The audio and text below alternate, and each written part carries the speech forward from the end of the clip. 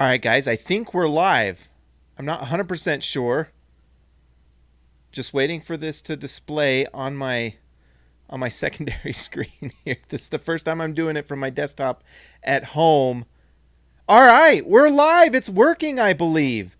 Let me know. I can't actually read the well, we'll see. But this is like I'm nervous. This is my desktop version of going live for you guys. But anyways, the Utah Jazz get a big win over the LA Clippers. All right, we start with donation time. Guys, I'm nervous about this. If the sound is good, let me know. It should be pretty good. Things are looking, it's like I'm in a spaceship right now and I'm touching all the levers and everything seems to be correct, but I'm not completely sure. Anyways, we're just going to go. If it goes terrible, I guess that's what happens sometimes. The story of this game was Mike Conley. Let's talk a little bit about the Clippers first, though. I will be honest, the first quarter of this game, I was watching on my phone as I yelled at a DirecTV rep because my channel was blank. It was the worst. And I yelled at her. I feel bad, actually, after the fact, but she's just continued to try to upsell me. So that's what happened. And so I missed a little bit of the first half of the first quarter. But from what I saw, the Utah Jazz started this game and throughout the whole game played a better style of basketball than they have the whole season. They moved the ball. And the LA Clippers are full of talent. Kawhi Leonard is a monster. Paul George is honestly, and I saw Tony Jones tweet this, and he's completely correct. When Paul George during the regular season is like a top 10 NBA player, he's phenomenal. He's just phenomenal. And he goes into the playoffs, and for whatever reason, he gets in his own head, whether it's because he's in the bubble, whether it's because he's playing in Utah and the fans are nuts. He just gets in his own head, and he just kind of fizzles out. But during the regular season, he's a monster, and he dang near brought the Clippers back in this game. So it's for the Jazz to go in and play against regular season Paul George, Kawhi Leonard, and their full squad going all out to win this game and get a win is a big deal. That's a big win for the Jazz, guys. And so, Nate Moto Dragon, Conley bitch slapped the Clips. Yep, I allow that comment. That is a comment I will allow. And so, it's a nice win. The Clippers, this is what I feel like with the Clippers. They don't really have a dominant kind of playmaking guard to set up in Kawhi Leonard. They're elite wings. That's as good a tandem of wings in the NBA, and that's why they're always going to be a big-time team. DW, thank you. You're amazing. Thank you very much. Pat Bev equals overrated. A little bit. I actually feel like Pat Beverly does not fit with this team, even though I personally love Pat Beverly. And that's what I'm talking about as we speak right now. Sorry, guys. I'm all over the place. I'm just kind of excited this is working. It's working. It's working. I didn't think this would work, and it is. So anyways, although it looks like the stream is going a little slow. So we'll see. But anyways, the reason that Paul George and Kawhi Leonard are amazing is they are these elite wings that shoot and defend, and they're both very similar in a lot of ways in their style. What happens is neither of them is like an elite playmaker. Paul George and Kawhi Leonard both are good, but they're not elite playmakers. And that's the problem you run into with them, is that they don't have someone setting them up. So, for Utah, they have almost a wealth of riches with playmakers. You have Mike Conley, who's distributing the ball, Donovan Mitchell, who this game finally was distributing the ball, and it went really well. For the Clippers, it's a lot of Kawhi Leonard going to his mid-range shot that he's so good at, and then if he's doubled, then he'll kind of kick it out. But it's not really like a super smooth thing, So the Clippers really need to look at finding some sort of playmaking point guard because, like we talked about, DW, Pat Bev is not like your typical playmaking guard. He's kind of a point guard that plays off of someone like a Luka Doncic or a LeBron James, who's a big kind of wing playmaker who can hit threes. So he's like the perfect guy to play next to like we said, Luka and LeBron. But on this team, they need him to be more of a playmaker, and that's just not what he is. So they need to find a playmaker that will help them out, and I think that'll be a big deal for them going forward. And that's a lot of what I got to say. I love Ibaka is a really nice player. I think he's actually an upgrade on what they had last year. Talking about overrated players like Pat Beverly, Montrezl Harrell's the most overrated player in my opinion. That guy is just not very good defensively, and he's just undersized on offense. So when he's playing against a a legit offense, or legit defense in the playoffs, or just like a top 5 defense in the league. He's just not very good. So Ibaka is just an improvement on that. Sorry, guys. It looks like the stream is just a little not great. So anyways, Clay Harris, $4.99. Thank you so much. You are awesome. Mountain Mike getting to his spot is fantastic. And that's, I think, where we'll start off. Mike Conley makes the Jazz contenders if he's playing like this.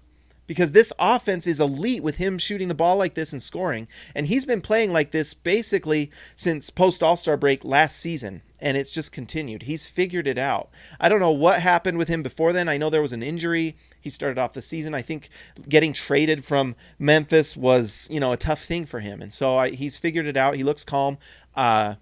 It looks great. When he's scoring like this, it's phenomenal. And having 2 ball handlers like this on the Jazz's offense is a big-time thing. And it makes them really, really dangerous on offense. And so it's fun to see Mike Conley do this. He looks like he's just, locked in on that three-point shot, especially on spot-ups. And because when Donovan's playing well, he can set up Mike Conley to be even better. Like, this stuff looks sustainable to me with Mike Conley. How did the Jazz solve their offensive problems? That's what I'm going to talk about right now. Jacob Anderson, thank you for the question, my friend.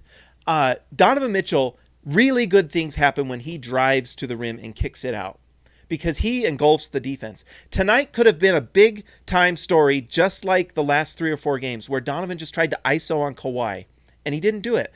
Lee Christensen, you're the man. $5. You guys are the best. This is unbelievable. We need to be patient while we wait for Bojan to recover from surgery and being unavailable since March.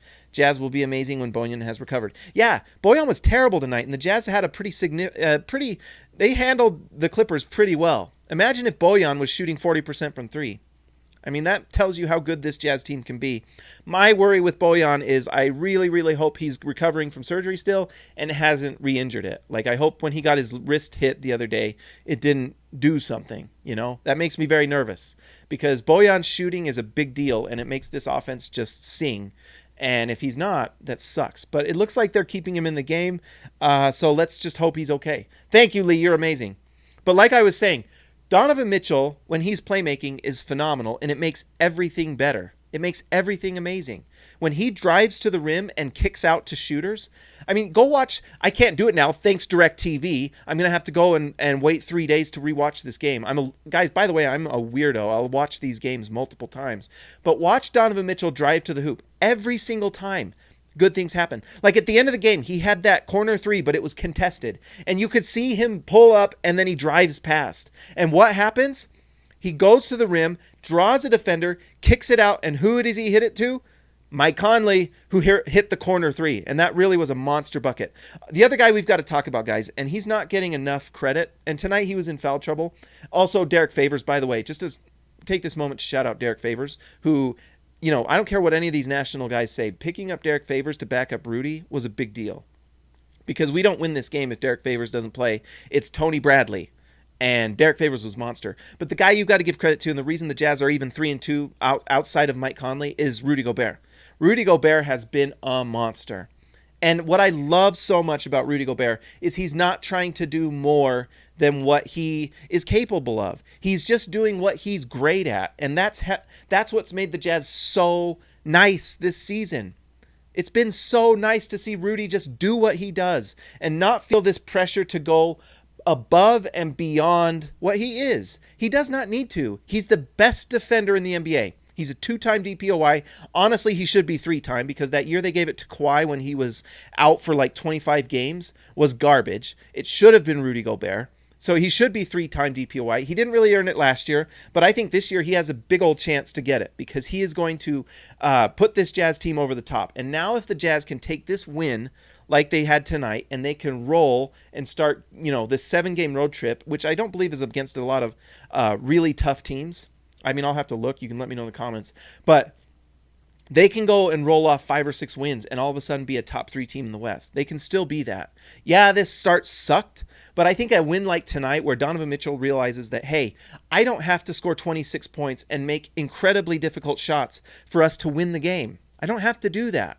All I have to do is drive to the rim, pass it to open shooters, and we can win this game. That's all they have to do. Donovan Mitchell is has got so much potential to be such a monster playmaker for this Jazz team.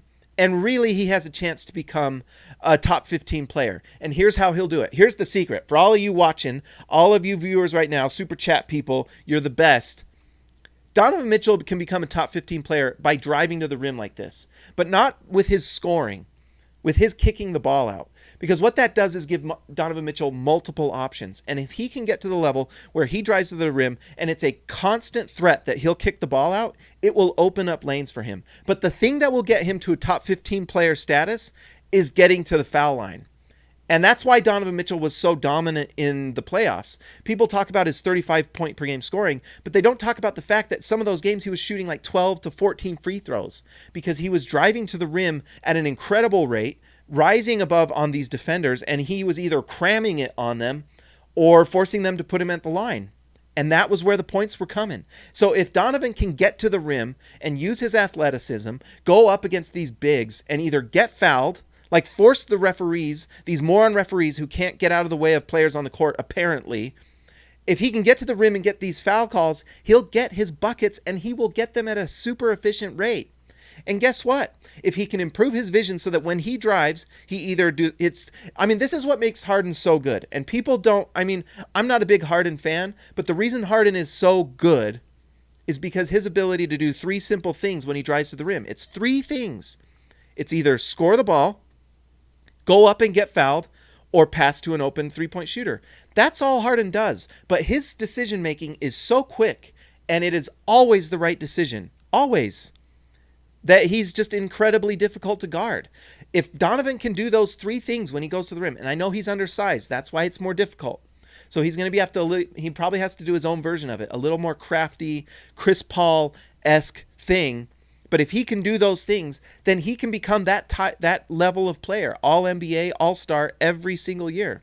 No question. It's just he's got to be willing to make those kick-out passes. He's got to be willing to have a night where he has 15 points but 10 assists. You know? And that'll win you games. John Stockton's a Hall of Famer putting up those numbers. And he was a consistent all-defensive player, all NBA like every year, all-star every year. And he was doing that. And Donovan Mitchell can be that. He's not going to be the same passer as Stockton, obviously.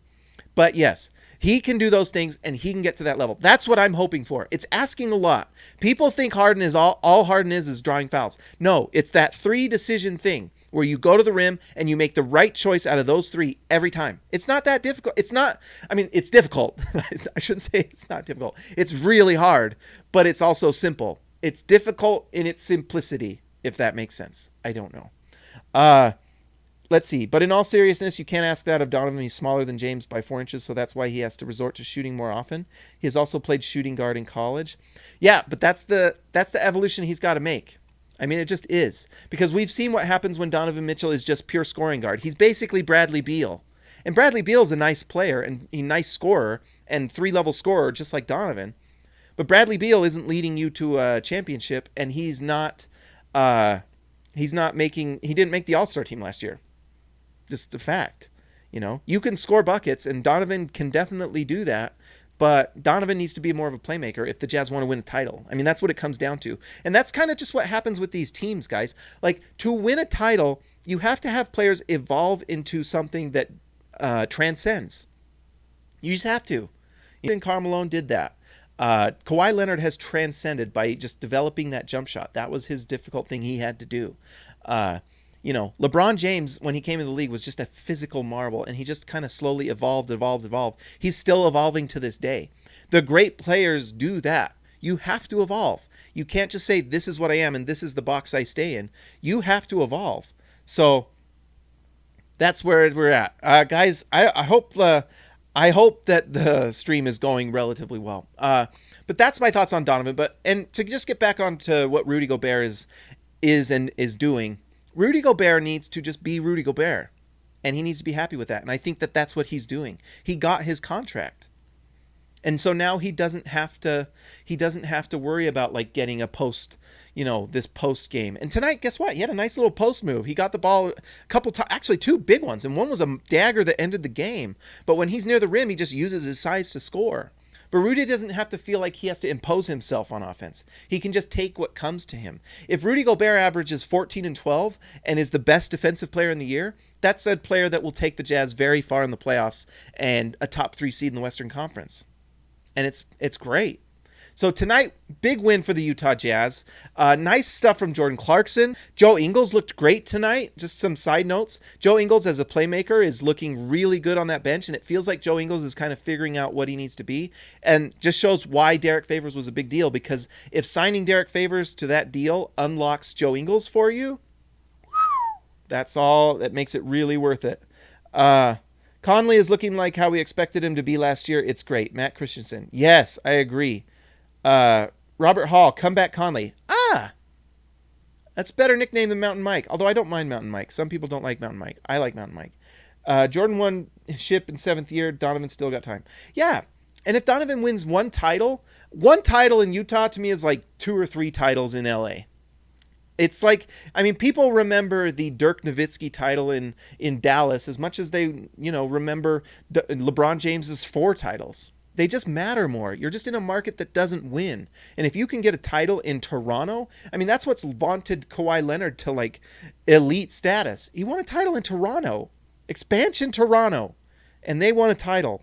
That makes you something special. If Donovan Mitchell and Rudy Gobert won a title in Utah, that will go down as one of the most memorable titles ever, whether you like the Jazz or not. It's just like the Pistons title where they beat the Lakers. Everyone remembers that title. Who doesn't remember that title? It's a big deal when you have a collection of talent that can overcome the big market stars. It's just more fun to me as a small market guy. Fantastic stuff. Guys, I think that's all I got. We got a lot of people watching tonight, and this is a lot of fun. But make sure that you're liking and subscribing to the channel. I'm sorry that this buffered. My internet's not great. I hope I get my stimulus, and I'm going to buy a new little Wi-Fi adapter and figure some things out with this stupid internet where I live. But hopefully this went pretty well for you guys. I haven't been able to... There's a lot of comments. I want to read all of them, but you guys are the best. I appreciate it. I got nothing else to say. I kind of don't know how to end this. I'm running through OBS on YouTube Live, and this is the first time it's actually worked. I've had weird experiences where I've sat there and had the YouTube just kind of stare at my face, and it wasn't good. So, and this is the unedited version where I don't clean up the video. So here we go. But anyways, guys, that was great. Like and subscribe to the channel. I'm going to get memberships soon because I think it would be fun to have memberships, add some widgets, some fun things. I've thought about things like the Discord server. I don't know if that's something people even care about though, but there's some ideas I have for like a fundo and things like that I'm looking into. Lee Christensen, you're the man. I hope you're not giving me all your money to help with your network. $5. Thank you, Lee. You're amazing. We'll get there though, guys. You guys are awesome. I appreciate all of you. This is unbelievable, what this channel has become. I never really expected it to be much, but I just enjoy doing it. You guys are the best. I will talk to you next time.